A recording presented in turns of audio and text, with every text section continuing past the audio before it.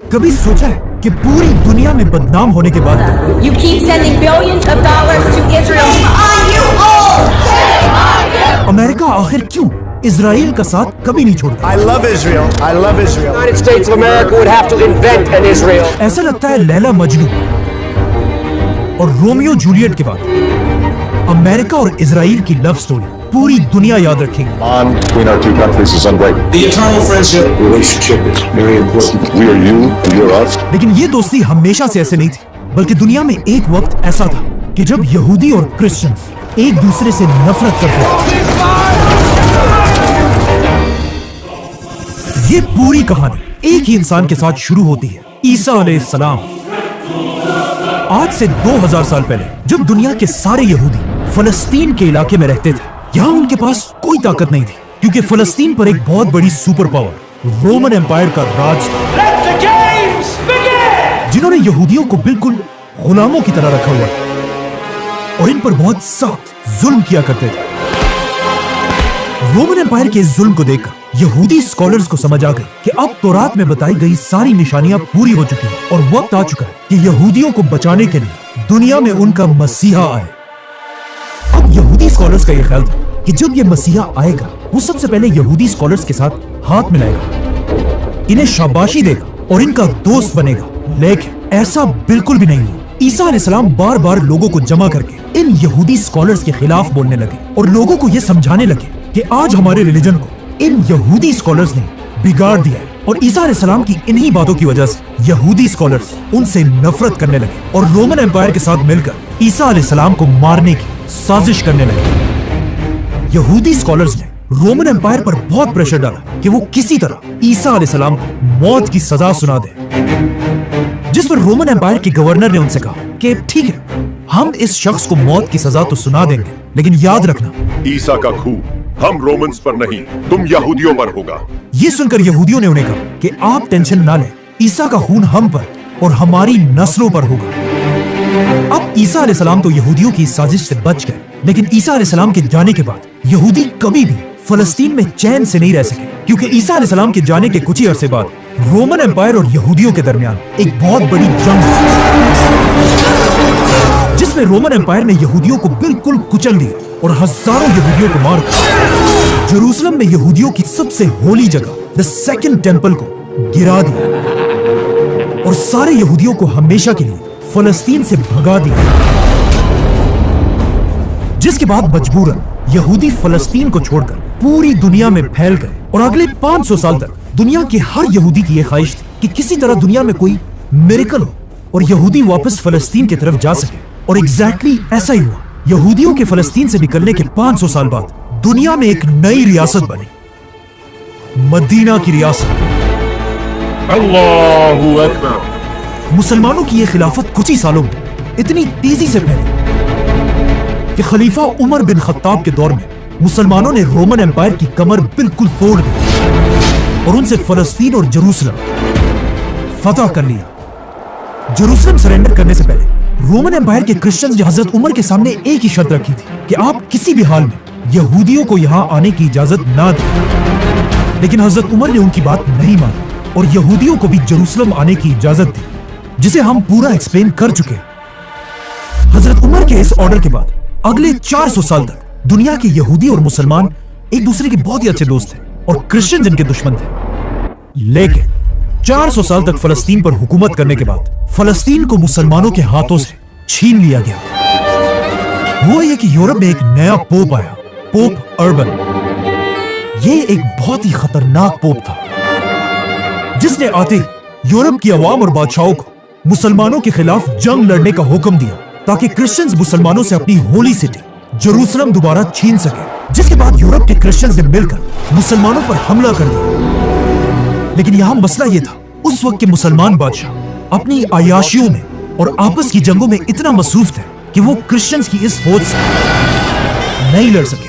इसीलिए क्रिश्चियंस ने बहुत ही आसानी से पूरे फलस्तीन पर कब्जा कर लिया और बहुत ही बेदर्दी से मुसलमानों को मारने लगे। कहा जाता है कि एक वक्त ऐसा था कि मस्जिद अक्सा में पांव रखने की जगह भी नहीं थी, क्योंकि वो मुसलमानों की लाशों से भरी हुई थी।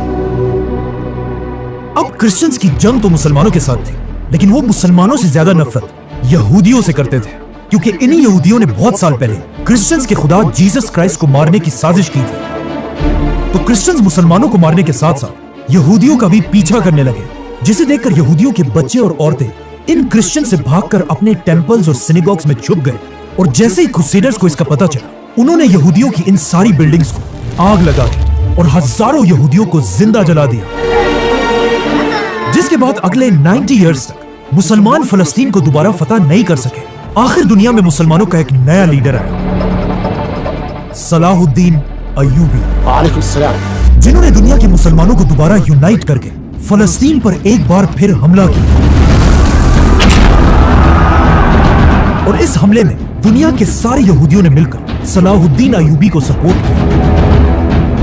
यहां तक कि दुनिया के सबसे बड़े यहूदी scholar Maimonides, one of the greatest Jewish scholars of all time, Salahuddin Ayyubi के साथ इस जंग में शामिल थे और उनके पर्सनल डॉक्टर थे। जिसके बाद सलाहुद्दीन ने ऑफ कोर्स फलस्तीन को दोबारा फतह किया और इस तरह एक बार फिर मुसलमान और यहूदी अमन और सुकून के साथ रहने लगे। और सिर्फ फलस्तीन में नहीं, बल्कि दुनिया में जहां भी मुसलमानों की हुकूमत थी, यहूदी वहां बहुत ही इज्जत की जिंदगी गुजारते थे और हमेशा क्रिश्चियन से दूर रहने की कोशिश करते थे। दुनिया के सबसे ताकतवर यहूदी फलस्तीन में नहीं, बल्कि मुसलमानों की एक दूसरी हुकूमत उंदलस, स्पेन में थे। स्पेन एक जमाने में मुसलमानों का सबसे रिच और ताकतवर इलाका था, जहां मुसलमानों की 800 साल से हुकूमत थी और मुसलमानों से स्पेन छीनना इम्पॉसिबल था। लेकिन 800 साल के बाद एक बार फिर यूरोप के क्रिश्चियन लीडर्स ने मिलकर मुसलमानों के स्पेन पर हमला कर दिया और आखिर मुसलमानों से पूरा स्पेन छीन लिया। उंदलस स्पेन को फतह करने के बाद क्रिश्चियन लीडर्स ने मुसलमानों और यहूदियों को दो ऑप्शंस दिए, या तो अपने रिलीजन्स को छोड़कर क्रिश्चियन बनो और या स्पेन को छोड़कर हमेशा के लिए यहां से निकल जाओ। तो ऑफ कोर्स अपना रिलीजन तो मुसलमानों और यहूदियों ने नहीं छोड़ना था। तो अब ये सब कंफ्यूज थे कि स्पेन को छोड़कर कहां जाए। ये देखकर उस वक्त के उस्मानिया सल्तनत के बादशाह सुल्तान बयाज़िद ने मुसलमानों और यहूदियों को दावत दी कि वो स्पेन को छोड़कर उस्मानिया सल्तनत की तरफ आए, जहां उस्मानिया सल्तनत के बादशाह उनका अच्छा ख्याल रखेंगे।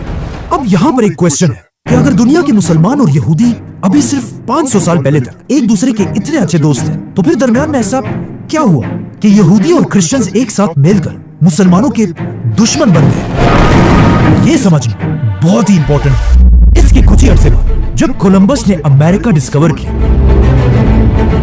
आहिस्ता आहिस्ता यूरोप और अमेरिका की इकोनॉमी बहुत तेजी से आगे बढ़ने लगी। ये देखकर मुसलमान इलाकों में रहने वाले यहूदी भी पहली बार यूरोप की तरफ शिफ्ट होने लगे, जहां उन्होंने एक बहुत ही सीक्रेट ऑर्गेनाइजेशन इल्यूमिनाटी बनाई और फिर शैतान और जिन्नात के साथ मिलकर काला जादू करके बहुत सारा पैसा बनाया और फिर इन पैसों से पूरी दुनिया को अपने कंट्रोल में लिया। ऐसा कुछ भी नहीं हुआ, ये सब बस कहानियां हैं। अगर जादू से पैसे बनने होते तो दुनिया का सबसे अमीर आदमी इलॉन मस्क नहीं, बल्कि कोई बाबा होता। लेकिन अगर जादू और जिन्नात से यहूदियों ने मदद नहीं ली, तो फिर कैसे यहूदियों ने पूरी दुनिया की इकोनॉमी को अपने कंट्रोल में लिया? ये बहुत ही इंटरेस्टिंग स्टोरी है। जब यहूदी मुसलमान इलाकों को छोड़कर आहिस्ता आहिस्ता यूरोप की तरफ शिफ्ट होने लगे, वहां यूरोप के क्रिश्चियंस अब भी यहूदियों से सख्त नफरत करते थे। इसीलिए इन यहूदियों को कंट्रोल में रखने के लिए यूरोप के क्रिश्चियंस ने एक कानून बनाया कि यहूदी यूरोप में रह तो सकते हैं, लेकिन यूरोप की जमीनें नहीं खरीद सकते। और साथ ये भी कहा कि यहूदी यूरोप की पॉलिटिक्स और फौज से हमेशा दूर रहेंगे। तो ऑफ कोर्स अब यहूदियों के पास यूरोप में सिर्फ एक ही काम बचा था, बिजनेस। जिसके बाद यूरोप के सारे यहूदी बड़े बड़े ट्रेडर्स और बिजनेसमैन बनने लगे।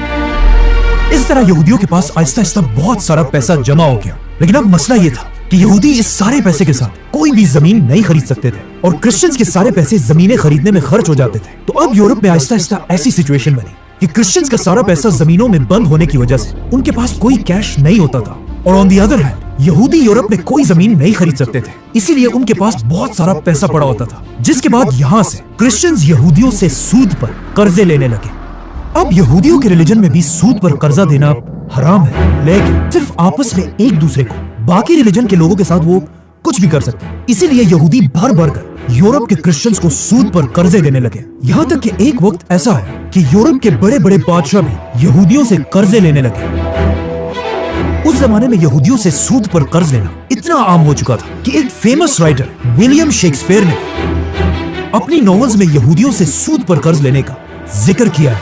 आखिर यहूदियों ने इस सूद के निजाम से इतना पैसा बनाया कि वो यूरोप के हर शहर में छोटे छोटे बैंक्स बनाने लगे। लेकिन अब जब यूरोप में यहूदी अपनी पावर की पीक पर थे, यहाँ पर एक बहुत बड़ा मसला हुआ। जब भी यूरोप का कोई बादशाह यहूदियों को उनका कर्ज वापस नहीं कर सकता था, तो वो अपने इलाके के सारे यहूदियों को मारकर वहां से भगा देता था, जिससे यहूदियों का बिजनेस काफी खराब हो रहा था। तो अब यहूदी सोचने लगे कि अब उन्हें इन छोटे छोटे बैंकों के बजाय एक सेंट्रलाइज्ड इंटरनेशनल बैंक की जरूरत है। और ऐसा ही आखिर जर्मनी के एक ताकतवर यहूदी ने दुनिया का पहला इंटरनेशनल बैंक बनाया, और इस यहूदी का नाम था मायर रॉथस्चाइल्ड। रॉथस्चाइल्ड का बैंक कुछ ही सालों में इतना ताकतवर बना कि उसने अपने 5 बेटों को यूरोप के हर सिटी की तरफ भेजा और उन सबको हुक्म दिया कि यूरोप के हर कैपिटल सिटी में जाकर वहां का सबसे बड़ा बैंक बना।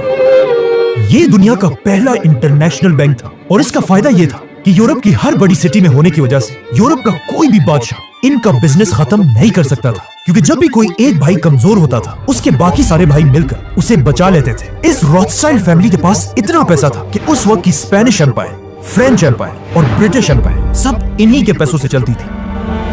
लेकिन रॉथस्चाइल्ड फैमिली को अपनी असल ताकत तब मिली जब यूरोप में एक बहुत बड़ी जंग शुरू हुई। इस जंग को फ्रांस का एक बहुत बड़ा बादशाह नेपोलियन लीड कर रहा था। नेपोलियन की ताकत पूरे यूरोप में बहुत तेजी से फैल रही थी, लेकिन नेपोलियन को सबसे बड़ा नुकसान तब पहुंचा जब रॉथस्चाइल्ड के 5 भाइयों ने नेपोलियन को नहीं बल्कि ब्रिटिश एम्पायर को सपोर्ट किया, जिसके बाद ब्रिटिश एम्पायर ने रॉथस्चाइल्ड फैमिली के पैसों से नेपोलियन को हरा दिया। इस जंग में रॉथस्चाइल्ड के पास इतनी ताकत थी कि कहा जाता है यूरोप में कुछ भी हो, उसकी सबसे पहले खबर रॉथस्चाइल्ड फैमिली तक पहुंचती थी, और फिर वो इस खबर को ब्रिटिश एम्पायर के बादशाह तक पहुंचाते थे। और इस तरह रॉथस्चाइल्ड की मदद से ब्रिटिश एम्पायर दुनिया की सबसे बड़ी सुपर पावर बनी। अब यहूदी यूरोप में अपनी ताकत की पीक पर थे। यूरोप की सारी बड़ी जॉब्स यहूदियों के पास थी। यूरोप के सबसे पढ़े लिखे लोग भी यहूदी थे, और यूरोप की सारी इकोनॉमी का कंट्रोल भी यहूदियों के पास था। तो अब यहूदी आहिस्ता आहिस्ता सोचने लगे कि 2000 साल पहले हम कमजोर थे, इसीलिए रोमन एम्पायर ने हमें फलस्तीन से निकाल दिया था, लेकिन अब हम अपनी ताकत की वजह से दोबारा फलस्तीन में जाकर आबाद होंगे। और यहां से दुनिया में पहली बार सीक्रेट ज़ायनिज्म शुरू हुआ। 40,000 यहूदी पूरी दुनिया से फलस्तीन की तरफ छुप छुप कर शिफ्ट होना शुरू हुए, और वहां के गरीब अरबों से डबल ट्रिपल प्राइस पर फलस्तीन की जमीनें खरीदने लगे। इन जमीनों को खरीदने में यहूदियों की सबसे बड़ी मदद वही रॉथस्चाइल्ड फैमिली कर रही थी। यहूदी फलस्तीन की मेन जगहें नहीं बल्कि बिल्कुल खाली और बंजर जमीनें खरीद रहे थे, इसीलिए फलस्तीन के अरब भी खुशी से ट्रिपल प्राइस पर यहूदियों को ये जमीनें बेचने लगे। यहूदियों ने फलस्तीन में अपनी सबसे बड़ी जमीन अहूजात बईत में खरीदी, जो बिल्कुल एक खाली और बंजर इलाका था, लेकिन आज उसी खाली इलाके को इजराइल का कैपिटल तल अवीव कहा जाता है, जो आज दुनिया की सबसे एडवांस सिटीज में से एक है। ये देखकर पूरी दुनिया से और भी ज्यादा यहूदी फलस्तीन में आबाद होने लगे, जिसके बाद यहूदियों ने अपनी हिब्रू जबान में फलस्तीन में न्यूज़पेपर्स, रेडियो और टीवी के शोज शुरू किए, और इस तरह आखिर 2000 साल बाद फलस्तीन की जमीन पर हिब्रू जबान दोबारा सुनाई देने लगी। अब तक यहूदी ये सब कुछ अकेले कर रहे थे, लेकिन यहाँ से उनको दुनिया में अपना सबसे अच्छा दोस्त मिला, अमेरिका के evangelical Christians. God gave them that land, they own that land. अचानक अमेरिका में एक किताब लिखी गई, जीसस इज कमिंग, जिसमें दुनिया के क्रिश्चियंस के लिए एक बहुत बड़ा मैसेज था कि मेरे क्रिश्चियन भाइयों जाग जाओ, क्योंकि बहुत जल्द दुनिया में जीसस वापस आने वाला है। और जीसस दुनिया में तभी वापस आएंगे जब फलस्तीन में यहूदियों का अपना मुल्क होगा। इस किताब ने अमेरिका के सारे रिकॉर्ड्स तोड़ दिए और छपते ही मिलियंस ऑफ कॉपीज बेची, और पूरे अमेरिका के क्रिश्चियंस के दिमाग में यह बात बैठ गई कि जीसस तभी वापस आएंगे जब फलस्तीन में इजराइल का अपना मुल्क हो। ये बुक इतनी फेमस थी कि अमेरिका के लोगों ने मिलकर उस वक्त के प्रेसिडेंट की तरफ लेटर भी लिखा कि प्लीज फलस्तीन में इजराइल का मुल्क बनाए। अब जब अमेरिका की आवाम का सपोर्ट यहूदियों के पास था, आखिर ज़ायनिस्ट दुनिया के सामने आए और स्विट्जरलैंड में अपनी पहली मीटिंग की, जिसमें ज़ायनिज्म के लीडर थियोडोर हर्जल ने पूरी दुनिया के सामने आकर कहा कि मैं आज ऐसी बात करने जा रहा हूं जिस पर मुझे पता है तुम सब मुझ पर हंसोगे। फलस्तीन में 2000 साल बाद यहूदियों का अपना मुल्क होगा, जो ऑफ कोर्स एक इम्पॉसिबल बात थी। लेकिन थियोडोर ने कहा कि याद रखना, आज से 50 साल बाद मेरी ये बात पूरी होकर रहेगी। ये इतनी जबरदस्त प्रेडिक्शन थी कि इस मीटिंग के एग्जैक्टली 50 साल बाद इजराइल की रियासत कायम हुई। Finally, by the grace of God, Zionist अपने इस मिशन में इतने कमिटेड थे कि उन्होंने इसी मीटिंग में पहली बार इजराइल का झंडा भी पब्लिश किया।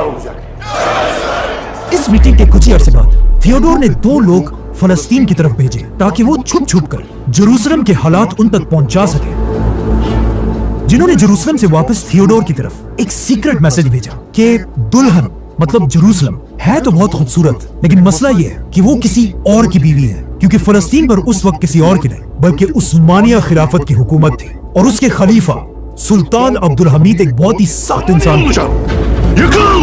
इसीलिए थियोडोर हर्त्ज़ल सीधा उस्मानिया खलीफा से मिलने पहुंचे और उनको एक ऑफर दी कि हम ज़ायनिस्ट उस्मानिया सल्तनत का बहुत बड़ा कर्जा उतार देंगे अगर सुल्तान अब्दुल हमीद फलस्तीन का इलाका यहूदियों को दे दे।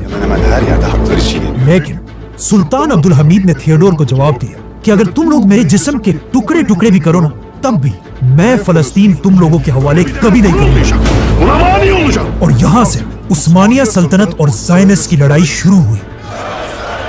अब ज़ायनिस्ट सीधा जाकर अपने पुराने दोस्त ब्रिटिश एम्पायर से अपने मुल्क की भीख मांगने लगे। अब फलस्तीन में यहूदी मुल्क बनना तो इम्पॉसिबल था, इसीलिए ब्रिटिश एम्पायर ने ज़ायनिस्ट को 2 ऑफर्स दिए कि तुम लोग फलस्तीन को छोड़कर युगांडा और अर्जेंटीना में से कोई भी इलाका चूज करो और वहां अपना मुल्क बनाओ। लेकिन यहूदियों ने ब्रिटिश एम्पायर से क्लियरली कहा कि जिस तरह जर्मनी में जर्मन्स, फ्रांस में फ्रेंच और इंग्लैंड में इंग्लिश लोग रहते हैं, उसी तरह यहूदी भी दुनिया में एक ही जगह फलस्तीन में ही रहेंगे। दुनिया के सारे ज़ायनिस्ट मिलकर कोशिश करने लगे कि किसी तरह अब उस्मानिया सल्तनत को गिरा दिया जाए, और ऐसा ही हुआ। कुछ ही अरसे बाद दुनिया की सबसे बड़ी जंग शुरू हुई, वर्ल्ड वॉर 1।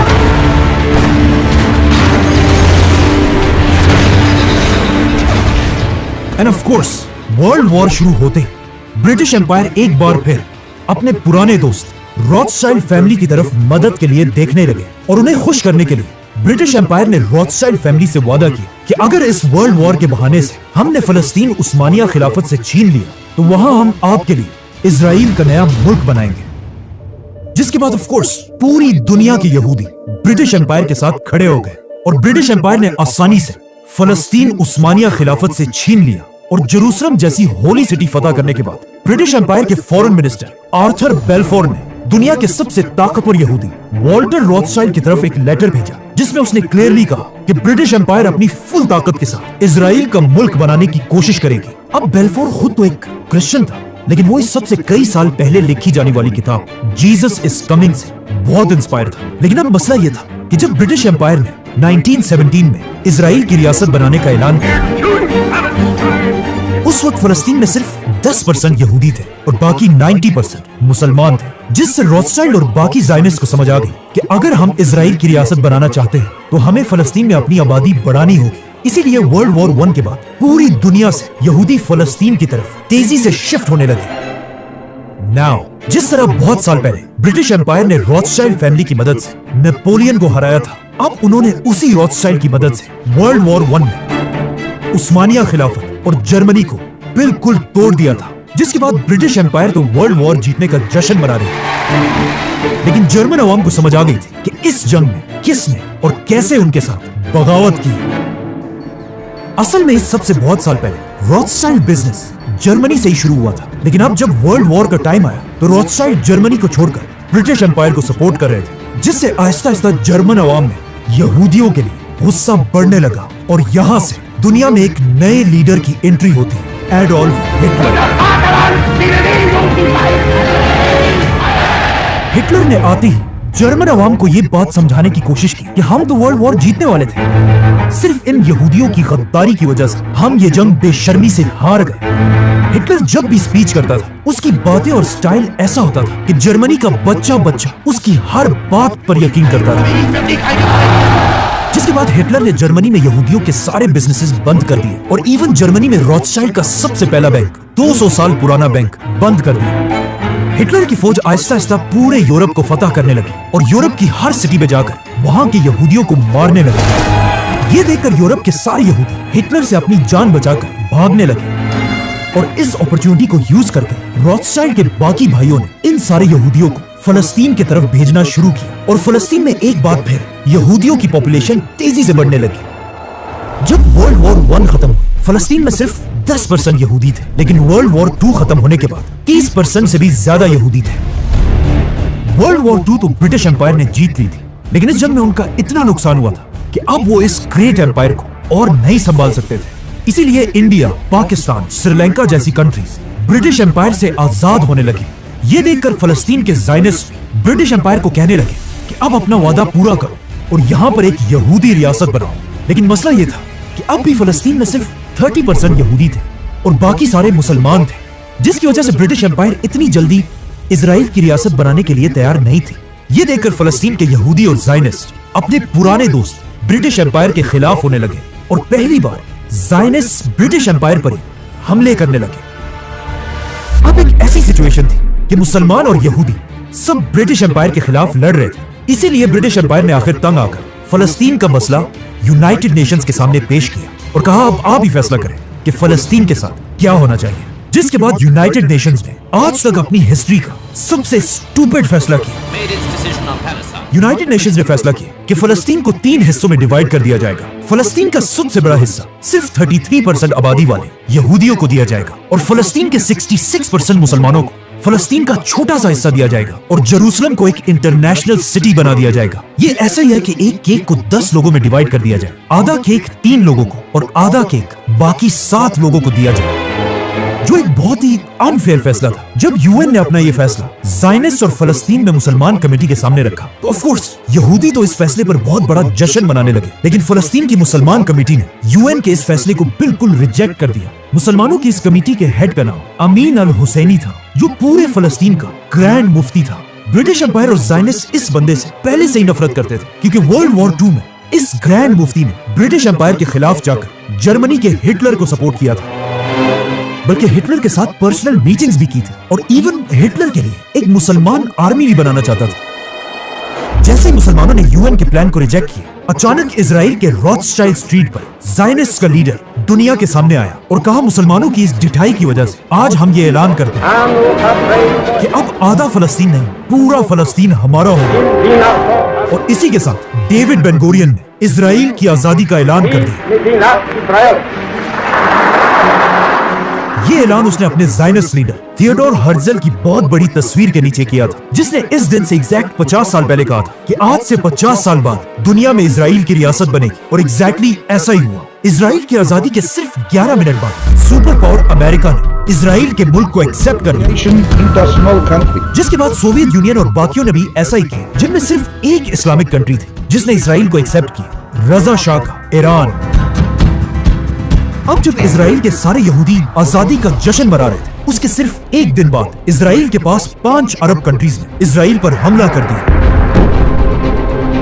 लेकिन इसका कोई फायदा नहीं हुआ। इजराइल ने अमेरिका और ब्रिटिश की मदद से इन बड़े बड़े अरब कंट्रीज को क्रश कर दिया, बल्कि इस जंग से इजराइल का साइज और भी बढ़ गया और जो हिस्सा यूएन ने मुसलमानों को देने का वादा किया था वो भी मुसलमानों के हाथ से निकल गया। अब इजराइल के लिए फलस्तीन में सिर्फ एक ही मसला था कि अभी भी फलस्तीन में मुसलमानों की आबादी यहूदियों से डबल थी। इसीलिए इजराइल के बनते उन्होंने अपना सबसे पहला काम ये किया कि वो फलस्तीनियों को जो यहाँ पर 1000 साल से आबाद थे हमेशा के लिए फलस्तीन से निकालने लगा। इजराइल ने फलस्तीनियों की बड़ी बड़ी सिटीज और 500 विलेजेस को तबाह कर दिया, और जो मुसलमान इजराइल के जुल्म के बाद भी फलस्तीन छोड़कर नहीं जा रहे थे, कहा जाता है इजराइल ने उनके पानी के कुओं और पाइपों में जहर मिलाकर उन सबको मार डाला। और इस तरह एक ही साल में 8 लाख फलस्तीनी मुसलमान फलस्तीन को छोड़कर हमेशा के लिए चले गए, और इन फलस्तीनियों के खाली घरों को भरने के लिए पूरी दुनिया से 7 लाख यहूदी इजराइल की तरफ आए, जिससे फलस्तीन में यहूदियों की आबादी 60 और 70% तक चली गई। और आज तक इजराइल इसी स्ट्रेटेजी को बार बार यूज करता है। हर कुछ सालों बाद इजराइल कोई ना कोई बहाना बनाकर Barbarism and civilization. फलस्तीनियों को फलस्तीन से निकालता रहता है, ताकि फलस्तीन से मुसलमानों का नामो निशान हमेशा के लिए मिट जाए, और यहाँ सिर्फ और सिर्फ यहूदी ज़ायनिस्ट की हुकूमत है। सब्सक्राइब।